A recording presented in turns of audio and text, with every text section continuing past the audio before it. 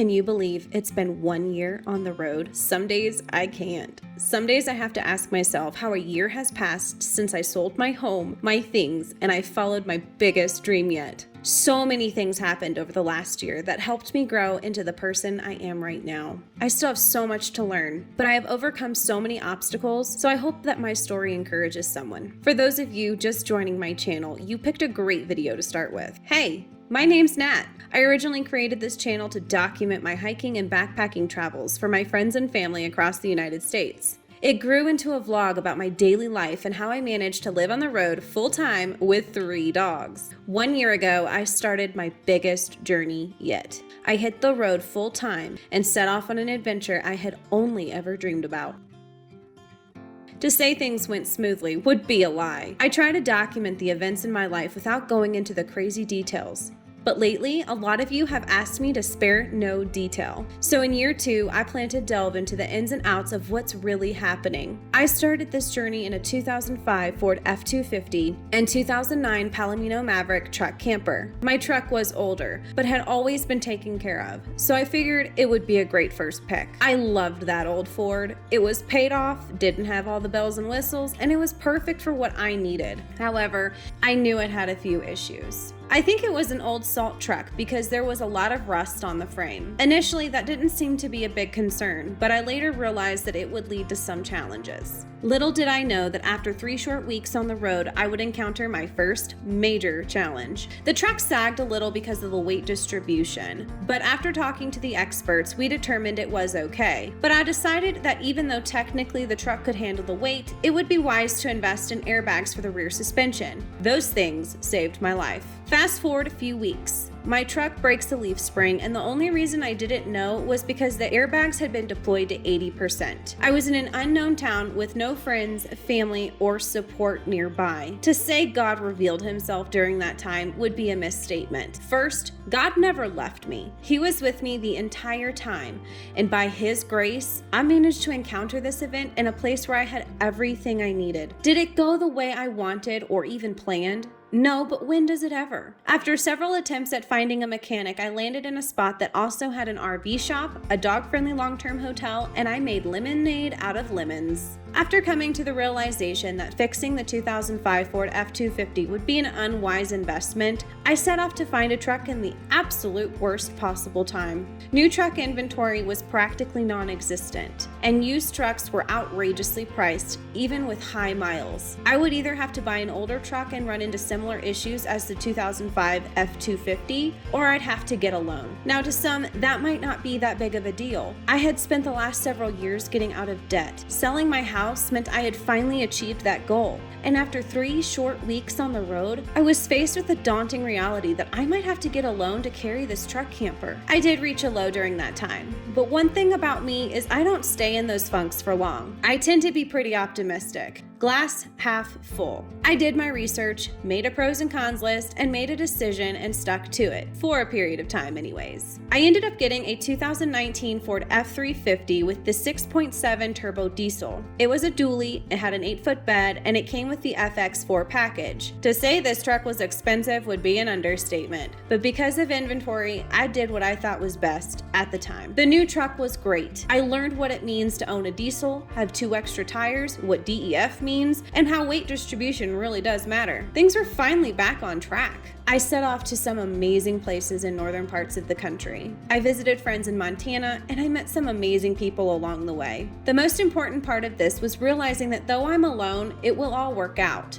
I'm an only child, so I grew up learning how to self-soothe and be self-reliant. Today, I'm perfectly fine being out on my own. Sure, it's super nice to visit family and friends, but on a day-to-day basis, I'm perfectly fine being out on my own. However, I'm not really alone. I have 3 trusty companions. Meet Jethro, Agron, and Pike. Each of them has an interesting story, but in an effort to keep this video at a reasonable time, we'll do the fast version. Jethro's my oldest. He's a Brittany Spaniel, and he will be 10 years old in February. I can't believe it. Though I had a few dogs growing up, Jethro was mine. I was responsible for him through and through. I drove 12 hours round trip to get him, and he was my baby. He still is. His favorite thing to do, besides follow his nose, is curl up in a ball next to me. Agron's my middle pup. He will be 9 years old in April. I always wanted a German Shepherd, so I found a breeder and I made it happen. He's a different kind of dog, though. He's very protective and loyal, but he's also very needy and he suffers from anxiety. He has to follow me everywhere I go, and he is a great deterrent. There have been a few instances where he was a determining factor between safe and unsafe. I will always be thankful for his presence. His favorite thing to do is bark at nothing, but to his defense, I'm sure the air is scary.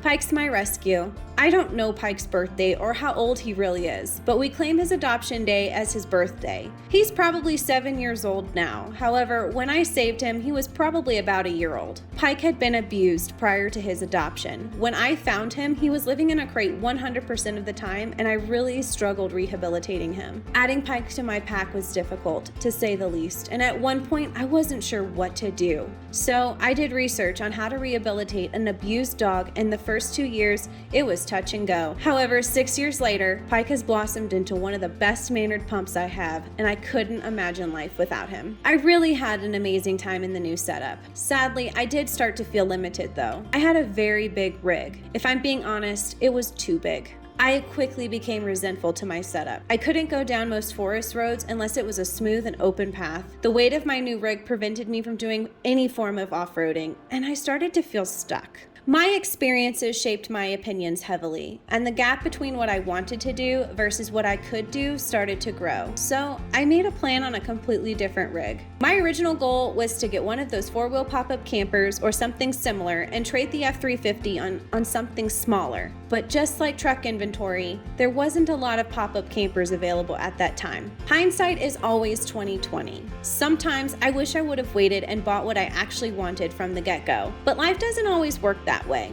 I was craving this lifestyle, and I had already been waiting so long to get on the road that I made a decision based on what I could get, and here we are. There will always be thoughts of what I should have done differently, but in the end, this is what I did, and here I am, 1 year later, on the road. I have made so many amazing memories that I hope to never forget, and if I do, I'm thankful to have my vlogs to look back on. I am so grateful for everything that happened to me, good and bad, over the last year. It's helped me grow and learn so much. One thing about me is if I'm not happy, I change course and make a plan. I don't just sit on it. Since I wasn't exactly happy in my new rig, I drove back to Kentucky, took the truck camper off the truck, sold the truck, and bought a 4Runner. I started building the 4Runner into something I could live in. I had done something similar before in other vehicles, but the 4Runner build was extra fun. I was so motivated by all the potential that I lost sight of the brutal reality of living in such a small rig with 3 dogs, but we'll get to that in a minute. I ended up getting a 2021 Toyota 4Runner Off-Road Premium.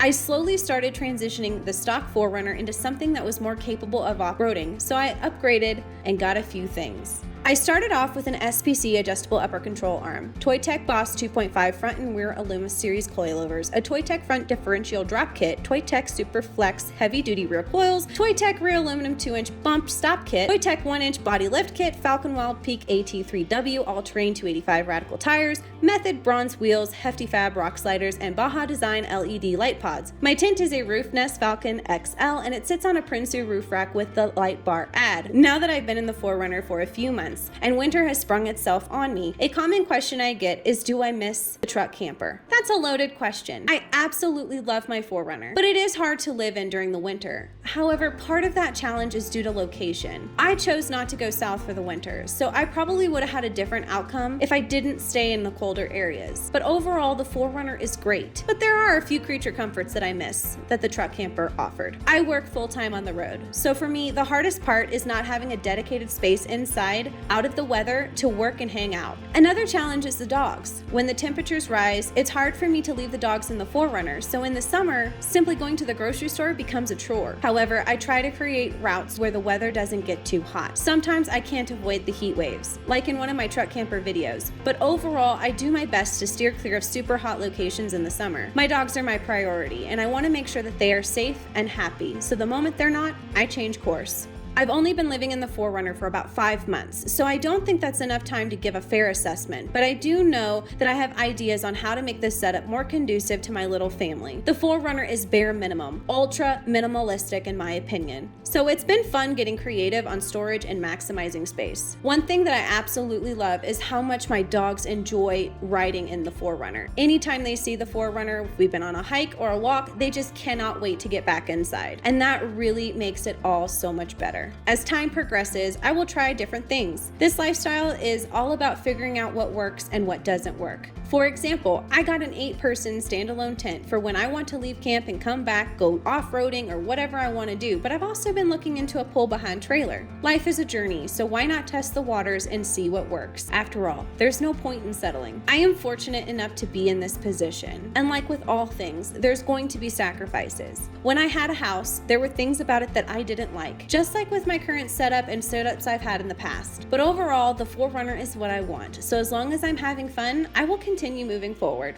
The beauty of it all is that I'm in charge. I can make those adjustments. So what does year 2 look like? Well, that's a great question. One thing I've learned about year 1 is that if you want to make God laugh, make a plan. Hardly anything I planned for happened last year. Life has a funny way of making its own plans, so I just hop on the wave and try to enjoy the ride. I do have goals for year 2 though. In my COVID and recovery video, I hinted that I wanted to drive to Alaska. However, I decided to give the world another year to recover from the pandemic. So as of right now, I'll be staying in the lower 48. Year 1, I adjusted to this lifestyle and I learned as much about it as I could. So year 2, I hope to do more backpacking and hiking. I still have so much to learn, but I'm finally starting to get the hang of this lifestyle and it feels amazing. Regardless of what ends up taking place, there will be tons of adventure to be had during year 2. If you're not already subscribed to my channel and would like to follow along, please hit that subscribe button and the bell notification so that you don't miss out. I post a video once a week and take you with me to all the cool places I see, and I would love to hear from you. What would you do? Okay, my friends, that's going to cover it for this one. I still can't believe it's been a year. Thank you so much for being there with me during year 1. I am really looking forward to experiencing year 2 with you.